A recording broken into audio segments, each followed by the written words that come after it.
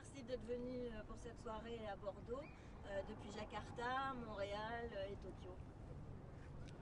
Konnichiwa. Bonsoir. Bonsoir Charles-Antoine. Bonsoir. Merci d'être venu de Montréal exprès pour cette soirée des Côtes de Bordeaux. Ça fait plaisir. En Before le Vinexpo. Tu as été intronisé ambassadeur des Côtes de Bordeaux en février dernier. À Montréal, en effet, oui. Est-ce que tu peux nous dire ce que ça représente pour toi d'être ambassadeur des Côtes de Bordeaux? À la base, je vous dirais que j'étais pas vraiment certain parce que souvent, ce genre d'événement-là, c'est comme des médailles puis des gens avec des costumes un peu bizarres. Mais après avoir parlé avec Jean-Pierre Xeradakis, que j'ai trouvé vraiment très très drôle au téléphone, il m'a promis que si je voulais, je pouvais m'habiller en princesse. Et donc, j'ai tout de suite accepté. Donc, j'ai trouvé assez sympathique au téléphone. Puis, je pense que c'est une belle association. Puis, même, on voit ce soir ce que Christophe puis plusieurs d'autres personnes ont travaillé à faire, c'est-à-dire de comme réunir plein d'appellations autour d'une appellation pour faciliter, puis pour créer une dynamique, puis promouvoir un peu les produits de la région, qui est une très belle région. Je pense que ça venait en fait de bonnes personnes. Puis on a quand même eu un peu de plaisir aussi quand ils sont venus à Montréal. On a pris l'apéro, on a bien rigolé. Mais Jean-Pierre Xeradakis, c'est une figure à Bordeaux, tu le sais maintenant, avec son restaurant Ouais, c'est ça. Moi, je le connaissais pas, je le savais pas vraiment. Puis quand finalement, lui est débarqué à Montréal, puis au départ, je me disais, mon Dieu, parce qu'il ressemble quand même un peu à un dindon. Hein? Je me disais, mon Dieu, mais c'est quoi ce dindon? Et puis, non, il était fort sympathique, on a bien rigolé. Puis aussi, on a échangé comme sur. C'est quelqu'un, je pense, qui a de très, très belles valeurs. Ouais. Nouveau, famille, il aime les gens, il aime. la rencontre. Et puis là-dessus, je pense qu'on s'est bien rejoints, puis on s'est bien entendu, puis ça a été un très bel événement, on a bien rigolé. Mais Jean-Pierre est un peu le père spirituel de ce réseau d'ambassadeurs. Il aime bien transmettre et jouer le père spirituel du réseau. Donc je pense que c'est possible, j'ai des photos de toi avec lui en cuisine. Je pense que vous avez bien joué ensemble. Oui, on a bien ri quand même. Avant, pendant et même après.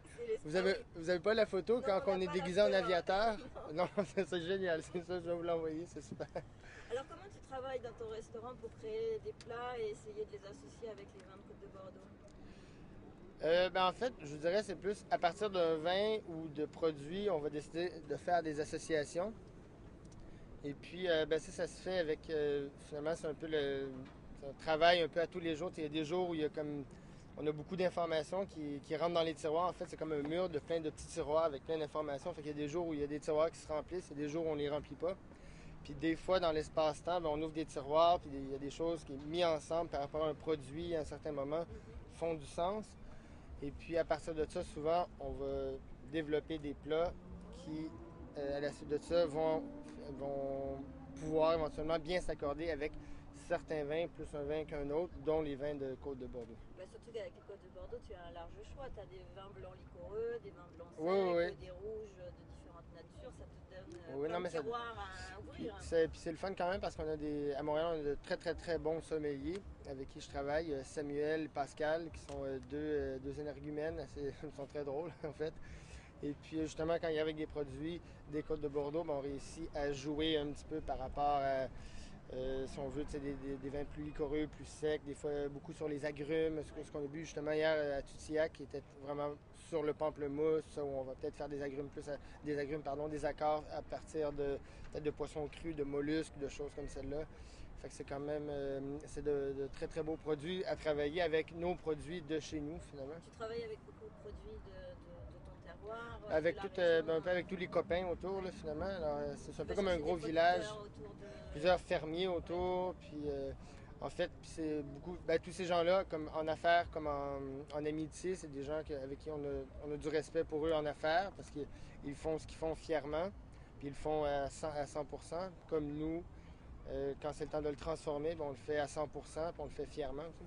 Oui, c'est la passion en fait qui anime. Oui, puis c'est important quand même d'avoir le lien avec ces gens-là parce qu'on ne peut pas juste appeler les gens pour exiger la meilleure qualité. Oui, faut quand même, faut que ce soit un give and take, comme on dit en anglais, n'est-ce pas? Et justement, comment les gens de Montréal perçoivent les Côtes de Bordeaux? C'est abstrait pour eux. Est-ce que tu leur présentes dans ton restaurant? Qu'est-ce qu'ils ont comme questions, comme commentaires? En fait, c'est pas mon restaurant, c'est le restaurant de Normand Laprise. Moi, je suis le chef de cuisine de Normand. Là où je fais une mise au point. Voilà, oui. Qu'est-ce que tu leur racontes sur les Côtes de Bordeaux, toi ou sommelier? Les gens posent des questions? Ben, les gens posent des questions, ça je vous dirais c'est plus ça va être plus le rôle des sommeliers, mais je dirais que ce soit par exemple que ce soit un vin du Jura ou des côtes de Bordeaux, ben c'est l'important c'est de bien comprendre ce qu'on vend, puis d'être capable de bien l'expliquer, bien le présenter aux gens pour qu'ils puissent l'apprécier, puis même après ça par la suite en vouloir plus, puis aller en chercher plus, puis vouloir en acheter même pour eux, pour des repas avec les copains, Oui. n'est-ce pas? Eh ben, écoute, merci et puis bienvenue chez nous en tous les cas. On va prendre l'apéro maintenant? Oui. Ah ben, t'es formidable, mon verre est vide. Super.